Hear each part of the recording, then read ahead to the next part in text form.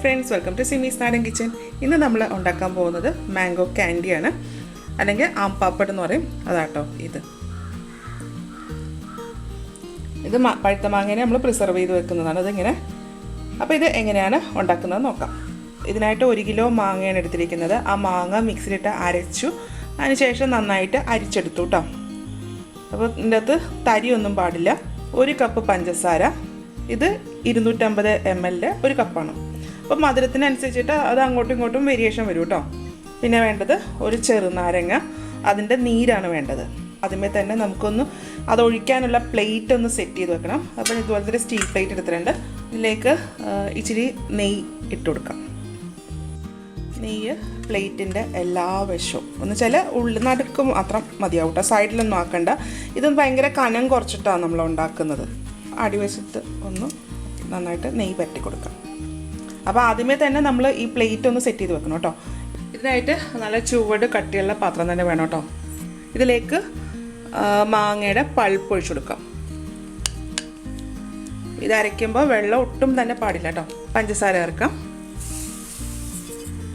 പഞ്ചസാര നന്നായിട്ട് അലിയിച്ച് എടുക്കണം കേട്ടോ. നമ്മൾ ചക്ക വരട്ടിയൊക്കെ എടുക്കുന്ന പോലെ തന്നെ വേണം ഇത് വരട്ടാനായിട്ട് കേട്ടോ. ഒന്ന് ചൂടായപ്പോൾ തന്നെ പഞ്ചസാര ഒന്ന് അലിഞ്ഞിട്ടുണ്ട് കേട്ടോ. ഇത് മീഡിയം ഹീറ്റിലാണ് കിടക്കുന്നത്. ഇനി ഇതൊന്ന് വറ്റിച്ചെടുക്കണം. ഇതിപ്പോൾ തിളച്ചിട്ടുണ്ട് കേട്ടോ. അതിപ്പം വെള്ളമൊന്നും ചേർക്കാത്തതുകൊണ്ട് പെട്ടെന്ന് തന്നെ ഇത് ഇങ്ങനെ കട്ടയാകാൻ തുടങ്ങും കേട്ടോ. അപ്പോൾ അതുപോലെ ഇങ്ങനെ ബബിൾസും വരാൻ തുടങ്ങും. അപ്പോൾ ഇങ്ങനെ ബബിൾസ് വരുമ്പോൾ എന്താ വെച്ചാൽ ഇതിങ്ങനെ നമ്മുടെ കയ്യിലൊക്കെ തെറിക്കാനായിട്ട് ചാൻസ് കൂടുതലാണ് കേട്ടോ. പഞ്ചസാരയൊക്കെ ചേർത്ത് വെച്ചിരിക്കുന്നതുകൊണ്ട് ഇത് ഭയങ്കര ചൂടായിരിക്കും കേട്ടോ. കയ്യിലൊക്കെ വീണ് കഴിഞ്ഞാൽ കണ്ടിന്യൂസ് ആയിട്ട് ഇളക്കേണ്ട ആവശ്യമില്ല. ഇടയ്ക്കിടയ്ക്ക് ഒന്ന് ഇളക്കി വെച്ചാൽ മതി കേട്ടോ. അടിക്ക് പിടിക്കരുത്, മീഡിയം ഹീറ്റിലിട്ട് തന്നെ ആക്കുക കേട്ടോ. അപ്പോൾ ഇതിങ്ങനെ തെറിക്കുന്നുണ്ടെങ്കിൽ ഒരു മൂടി വെച്ചിട്ട് ഇങ്ങനെ അടച്ചു വെച്ചാൽ മതി. അല്ലെന്നുണ്ടെങ്കിൽ ഇടയ്ക്ക് അങ്ങ് തെറിക്കും. അപ്പോൾ ഏതാണ്ട് ഒരു ഇതൊക്കെ ആയി തുടങ്ങിയിട്ടുണ്ട്. ഇതിലേക്ക് ഞാൻ നാരങ്ങ നീര് ഒഴിക്കുകയാണ്. അതിനകത്ത് കുരു ആകരുത് കേട്ടോ. നാരങ്ങ നീര് ഒഴിച്ചതിന് ശേഷം ഇതൊന്ന് ഇളക്കാം.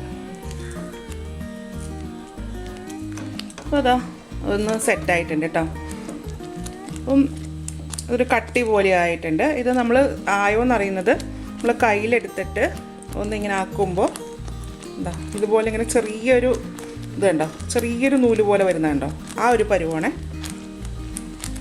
സ്റ്റൗ ഓഫ് ചെയ്യാം. ഇനി ഇത് നമ്മൾ സെറ്റ് ചെയ്ത് വെച്ചേക്കുന്ന പാത്രത്തിലേക്ക് ഒഴിക്കാം. ഇതിങ്ങനെ ഒഴിച്ചു വെക്കാനായിട്ട് സ്റ്റീൽ പ്ലേറ്റ് ആട്ടോ നല്ലത്. അപ്പോൾ ഞാൻ ഇതിൽ നമ്മൾ ആദ്യമേ എണ്ണ തടവി വെച്ചിട്ടുണ്ടല്ലോ, അതിലേക്ക് ഇത് ഒഴിക്കാം.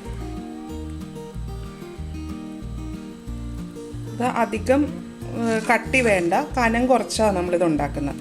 ഒരു ചെറിയൊരു കനം മാത്രം മതി ഇതിന്. ഇതിങ്ങനെ ഒഴിച്ചതിന് ശേഷം ഇതിങ്ങനെ പ്ലേറ്റ് ഇങ്ങനെ ഒന്ന് ജസ്റ്റ് ഒന്ന് ചുറ്റിച്ചു കൊടുക്കാം കേട്ടോ. അപ്പോൾ ഇത് എല്ലാ വശത്തോട്ടും ആയിക്കോളും.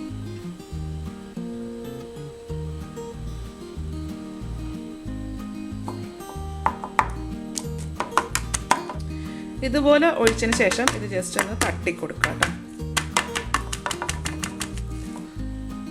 ഇത് വെയിലത്ത് വെച്ചിട്ട് ഉണക്കിയെടുക്കുക കേട്ടോ ചെയ്യുന്നത്.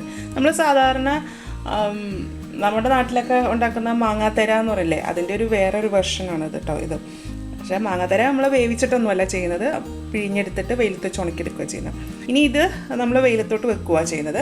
വെയിലത്ത് വെക്കുമ്പോൾ ഇതിൻ്റെ മുകളിൽ എന്തെങ്കിലും ഒരു കട്ടി കുറഞ്ഞ തുണി ഇട്ടിട്ട് വേണം വെയിലത്ത് വെക്കാൻ കേട്ടോ. അത് അപ്പോൾ എന്തെങ്കിലും കിളികളോ എന്തെങ്കിലും അങ്ങനെയൊക്കെ വന്നിട്ട് വല്ലതും തിന്നാനൊക്കെ നോക്കും. അപ്പോൾ അതുകൊണ്ട് നമ്മളിത് മൂടി വെച്ചിട്ട് വേണം വെയിലത്ത് വെക്കാൻ. മഴയാണെന്നുണ്ടെങ്കിൽ നമുക്ക് ഫാനിൻ്റെ അടിയിൽ വെച്ചിട്ടും ഇത് ഉണക്കിയെടുക്കാം കേട്ടോ. അപ്പോൾ ഇത് വെയിലത്ത് വെക്കുകയാണെന്നുണ്ടെങ്കിൽ ഇത് ഉണങ്ങി വരാനായിട്ട് 2 ദിവസം വേണ്ടി വരും. അത് നമ്മുടെ വെയിലിൻ്റെ ചൂടനുസരിച്ചിട്ടാണ് കേട്ടോ. ഇപ്പോൾ ഇത് നന്നായിട്ട് ഉണങ്ങിയിട്ടുണ്ട് കേട്ടോ. ഞാനിതൊരു 4 ദിവസം കൊണ്ടാണ് ഉണക്കിയെടുത്തത് കേട്ടോ. അപ്പോൾ നമുക്കിവിടെ വെയിൽ ഭയങ്കര കുറവായിരുന്നു. ഇനി ഇത് ഈ പ്ലേറ്റിൽ നിന്ന് ഇളക്കിയെടുക്കാം.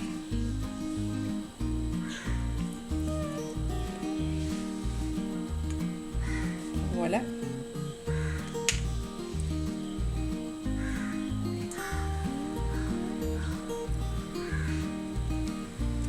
ഇതുപോലെയാണ്, നല്ല കട്ടി കുറവാണ്. ഇതൊരു പ്ലേറ്റിലേക്ക് മാറ്റാം. ഇനി ഇത് ഇഷ്ടമുള്ള ഷേപ്പിൽ കട്ട് ചെയ്തെടുക്കാം. ഇതുപോലെ ചെറിയ കഷ്ണങ്ങളായിട്ടാട്ടോ കട്ട് ചെയ്തെടുക്കുന്നത്. നമ്മൾ കടകളിലൊക്കെ ഇരിക്കുന്നത് ഇതുപോലെ സ്ക്വയർ പീസസ് ആയിട്ടാട്ടോ. ഇപ്പോൾ ഫ്രിഡ്ജിന് വെളിയിൽ ഒരു 2 മാസം വരെ നല്ലപോലെ ഉണങ്ങിയിട്ടുണ്ടെങ്കിൽ ചീത്തയാകാതിരിക്കും. അതല്ലെങ്കിൽ നമുക്കത് ഫ്രിഡ്ജിൽ വെക്കാം കേട്ടോ.